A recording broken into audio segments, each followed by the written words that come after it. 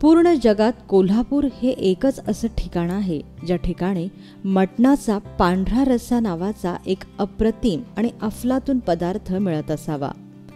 कुठलंही तिखट न वापरता मटणाची चव जशीच्या तशी या पांढऱ्या रश्श्यात उतरवण्याची किमया ही कोल्हापूरकरांनीच साधली आहे।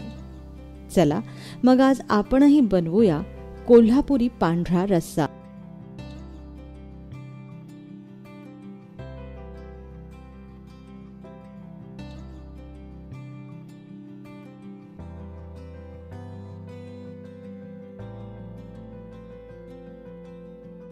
पांढरा रस्सा बनवण्यासाठी आपल्याला लागेल अर्धा किलो मटण, 2 कांदे, 4 चमचे आलं लसणाची पेस्ट, 8 ते 10 काळी मिरी, 7 ते 8 लवंग, 2 मोठी वेलची, 1 चमचा शहाजिरे, 1.5 चमचा जिरे,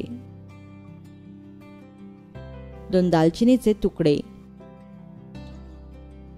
1 ग्लास नारळाचं दूध, अर्धा चमचा वेलची पूड, अर्ध लिंबू, 4 ते 5 चमचे साजूक तूप आणि चवीपुरतं मीठ।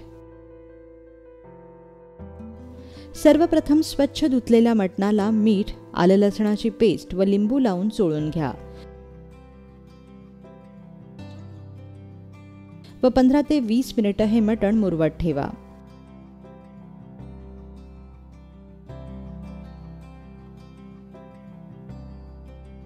यानंतर कुकरमध्ये तूप तापवायला घ्या। तापलेल्या तुपात सर्व अख्खा गरम मसाला घाला आणि परतून घ्या।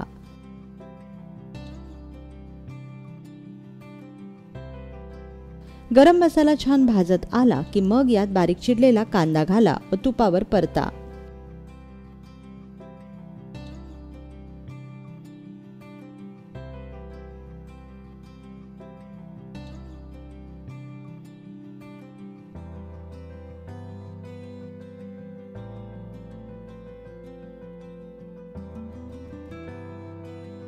कांदा लाल होत आला की मग यात मुरवत ठेवलेलं मटण घाला आणि 5 ते 7 मिनिटे हे मटण तुपावर छान भाजून घ्या।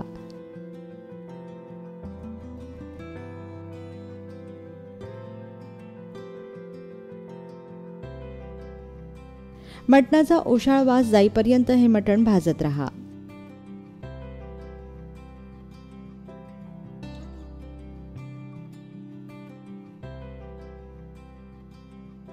आता सर्वात अखेरीस यावर वेलची पूड घाला।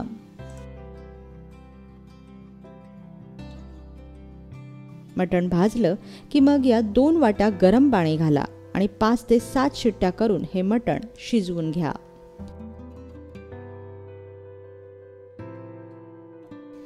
कुकर थंड झाला की तो उघडा आणि शिजलेल्या मटणाच्या रश्श्यात ताज्या नारळाचं दूध घाला आणि हा रस्सा छान ढवळून घ्या व याची आणखीन एक उकळ काढा। लक्षात ठेवा की पांढऱ्या रश्श्याचं कालवण हे पातळच असतं। तयार झाला कोल्हापुरी विशेष मटणाचा पांढरा रस्सा। हा पांढरा रस्सा तुम्ही नक्की करून पहा व आपला अभिप्राय आम्हाला जरूर कळवा।